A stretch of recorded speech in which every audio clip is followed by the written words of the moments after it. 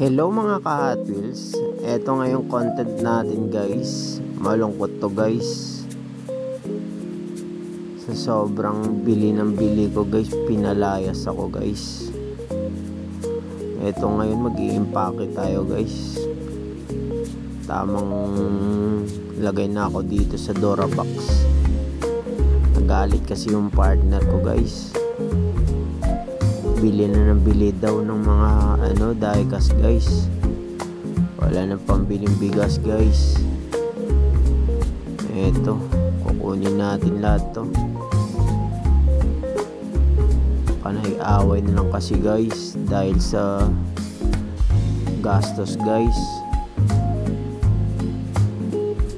Eto, kukunin natin lahat to. Sunugin niya to eh. Galit na kasi guys eh. Tignan mo naman guys oh. Yun naman di magagalit. 2 buwan pa lang to guys. Sobrang dami na. Ano na lang kaya to? Uwi na siguro muna ako sa amin guys. Sa Negros. Malungkot man sabihin guys, pero wala tayong magagawa guys.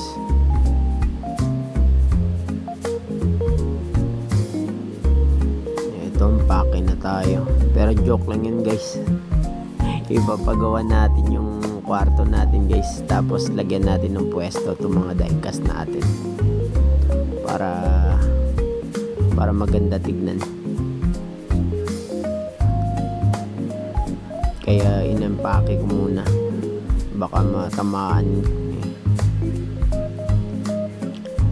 Tingnan mo naman to. Ingat na ingat kasi to eh.